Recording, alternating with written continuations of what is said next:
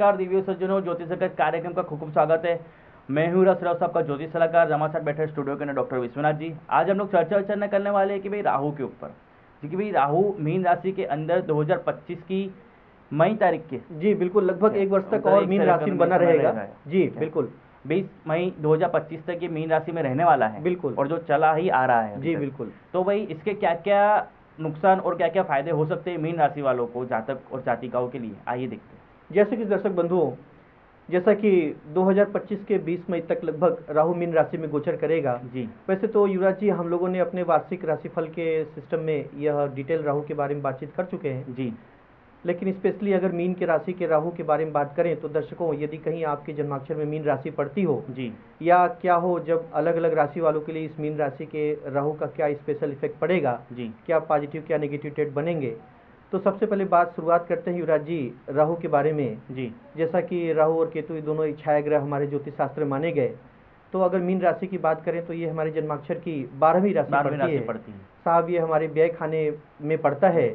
तो जैसा कि कहा गया कि यह मीन राशि एक स्वर्ग लोक की राशि है जी। इसमें भगवान विष्णु क्षीर सागर में लक्ष्मी के साथ सर्प की शेष सैया पे आराम फरमाते नजर आते हैं। तो साहब यहाँ राहु का बेस्ट पोजीशनिंग है। ये कहा जाता है कि राहु यह बड़े अच्छे फल देते हैं जी। लेकिन युवराज जी, इसमें जो मीन राशि का अधिष्ठाता प्लेनेट है बृहस्पति, उसकी भी जन्माक्षर में स्थिति बहुत अच्छी होनी चाहिए। तब जाकर के राहु बहुत अच्छा फल देने में समर्थ हो सकता है। क्योंकि साहब बृहस्पति के ऊपर राहु का बहुत गहरा प्रभाव पड़ता है जी। तो अगर हम बात करें दर्शकों, कहीं आपकी मीन राशि बनती हो तो ऐसे में देखा गया कि फीमेल कास्ट के लिए वर्स्ट केस सिनेरियो हो सकता है। उनके हेल्थ के इश्यूज आ सकते हैं। कभी कभी हमें पाइल्स स्टोन्स की समस्या से ग्रसित रहना पड़ सकता है, या इसके ब्रेस्ट केस की बात करें तो हिस्टेक्टॉमी से भी गुजरना पड़ सकता है। घर में बड़ी लड़कियों के साथ मेंटल पोजीशंस भी आ सकते हैं। हाँ साहब, इसकी कहीं बुराइयां हैं तो कहीं अच्छाइयाँ भी हैं जी। तो हमें कभी कभी प्रदेश गमन में काफ़ी अच्छे लाभ प्राप्त हो जाते हैं।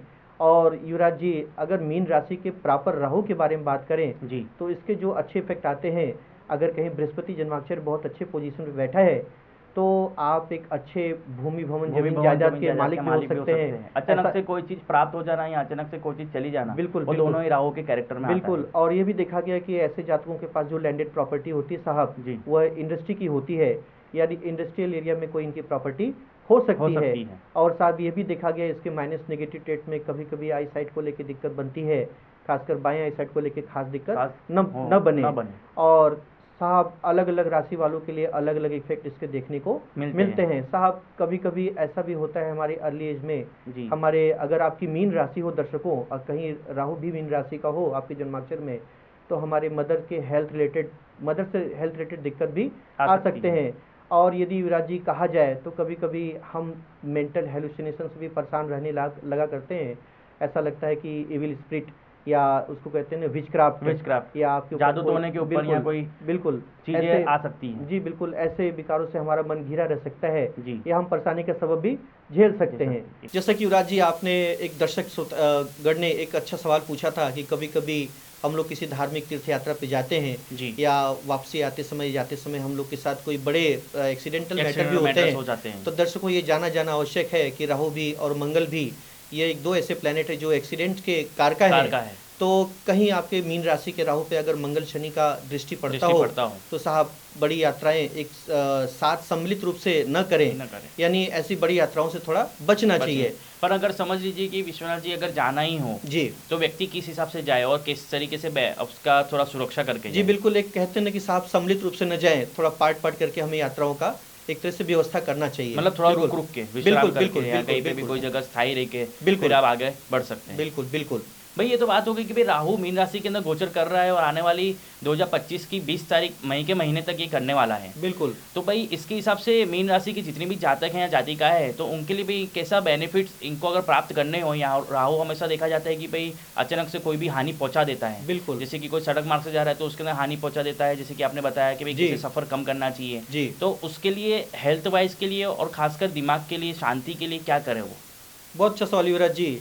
जैसा कि मैंने पहले ही बोला कि मीन राशि एक स्वर्ग लोक की राशि है जी युवराज जी, तो इसमें भगवान विष्णु के सहस्त्र नाम का पाठ किया जा सकता है जी। साहब हमें पक्षियों में खासकर कौवों को एक कहा जाता है कि जाड़े सेव या मोटे वाले जो सेव फरसाण होते हैं उसको भी खिलाया जाना चाहिए जी। और साथ ही साथ हमारे घर में हमारे कम से कम गृह लक्ष्मी के साथ वाद विवाद का सफ़र नहीं करना चाहिए या घर में कोई लेडीजों के साथ मेंटल पोजीशन आपस में बनता हो तो इसका भी बीच बचाव हमें करना चाहिए। राहु साहब एक तरीके से मेटलिस्टिक लाइफ का भी कारका है, वो हमारे जीवन में हर तरफ से भौतिक खुशियाँ देता है जी। तो ये तो राहु अगर मीन राशि में व्यय खाने में बैठा है तो उसके लिए तो बहुत अच्छी पोजीशन है। लेकिन साहब किसी ग्रह की अच्छाइयाँ भी तो बुराइयाँ भी हैं। तो देखा गया कि ऐसे में प्रायः अपने ही एल्डर्स, अपने ही जो यंगर्स हैं, छोटे भाई बहन, उनके साथ भी हमारे संबंध अच्छे नहीं रह पाते। तो हमें उनके भी पूरे व्यवस्था को ध्यान में रख के चलना चाहिए जी। और जहाँ तक हो सके नारायण की सेवा ही सर्वोपरि है जी। बिल्कुल, इसके बहुत अच्छे लाभ मिलते हैं युवराज जी। नमस्कार।